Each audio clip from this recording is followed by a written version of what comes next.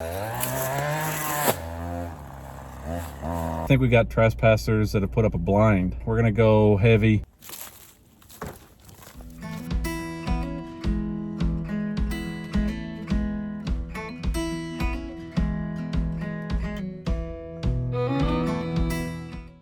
All right, new day here out on Splitwood. Today, we are all the way at the end of the driveway where there is an old rundown house that I'm not going to start doing any work on this as far as I need to actually take that house down at some point. But I do want at least a little bit of space to be able to come down to the end of the driveway with the truck and the trailer, which you can see I've got right here behind me, ready to load up some more scrap. But I want to, let's see here. There's some trash back there. Hey, more trash. Let's see here. There's the house. And you can see there's some brush back in there. Just all the weeds and stuff have grown up. And it's at least as tall as me over my head. I'm 6'3". So some of that stuff's probably 8 foot tall. We're gonna try out that oh gosh, what was that called? That Rhino brush cutter, that Rino-Tuff brush cutter on the end of the trimmer. See if we can make it or get it to clear some of that out so we can have a space to turn the truck around in. All right. Sure, we're going to find stuff up in there. Hopefully we don't get started and finish just as quick. All right. So here we go.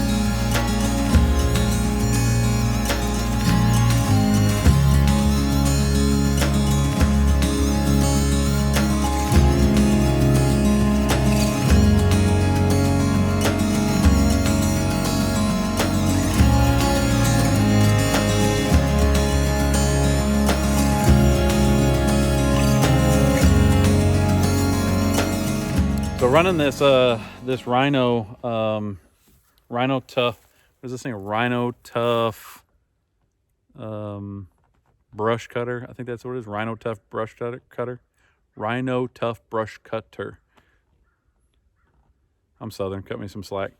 Eye protection. That's important. You might even want to wear a face shield. There's been plenty of stuff popping up and hitting me. I even had a piece of one of those small sapling trees.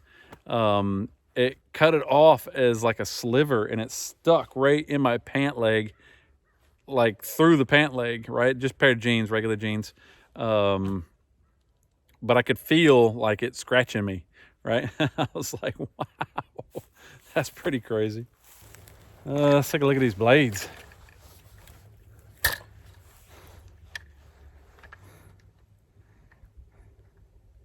Not too shabby.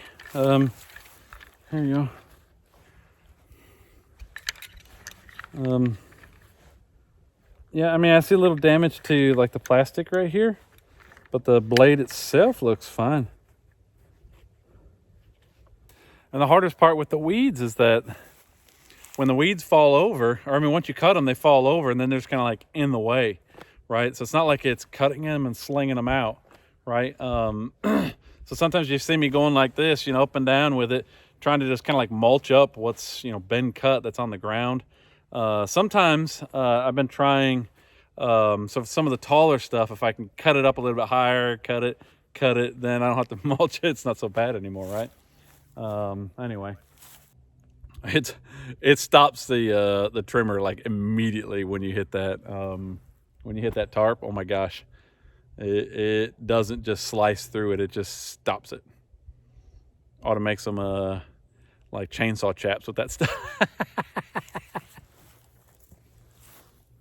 Anyway, well, you can see back to the place here. I can see in the window, you can see the in this window right here, I can actually see like you might actually be able to make it out a little bit. You can see the ceiling is falling down. I think the roof's still in place, but I think it probably got a leak. It caused all the drywall that was up there to fall, or, you know, partially fall or whatever. Anyway, I mean, I guess if you're a carpenter or something, you might could salvage this place. I don't know. Maybe I'll look into it more, see if it's even worth salvaging. I mean, it would need a new roof. I'm guessing it would need a new roof, right? And that's a heck of a step to take if, you know, if it's not salvageable. All right, let's see if we can start it up and get back to it. We'll push on this way a little bit. Let's turn the camera a little and you can maybe see a little better.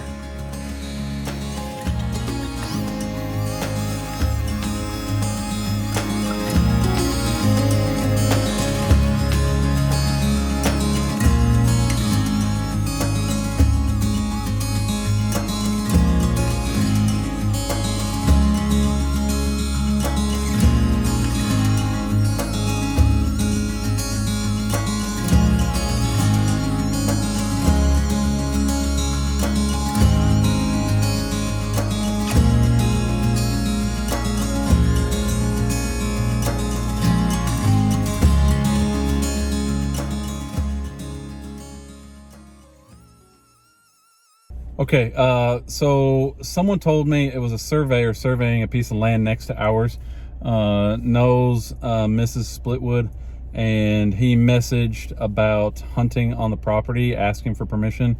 We told him we already had somebody. He said he saw their blind, but I asked my hunters about this blind, and they say it's not theirs. That they did spot it, though. They had seen the blind. Anyway, long story short, I think we got trespassers that have put up a blind all the way down at the bottom of the power line that goes through. It's actually in a great spot.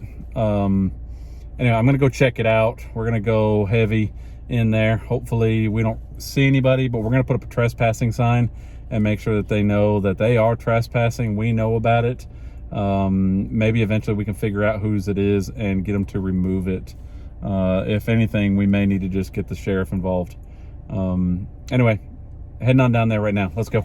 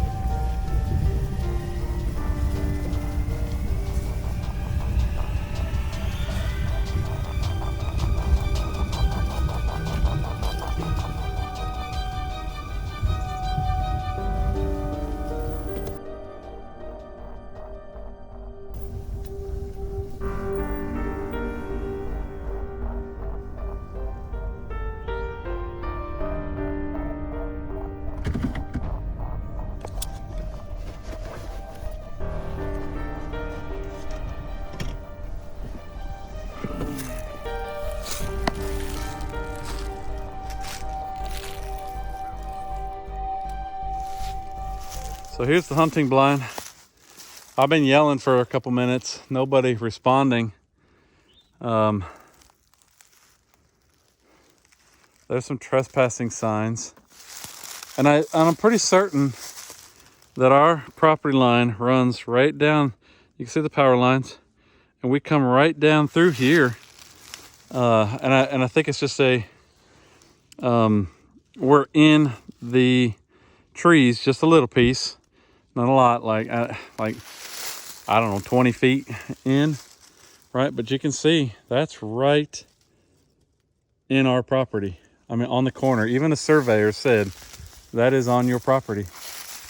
And you can tell someone actually, I think, maybe recognized it, because there used to be a sign right there and they reposted it. They moved that sign one tree back, which is probably a lot closer to correct.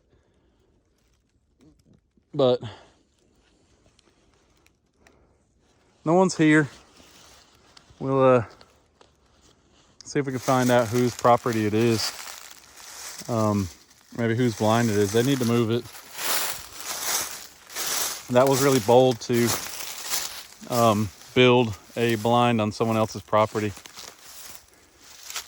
Really, really bold. I really need to get these signs up. In fact, you know what? Let me do that real quick.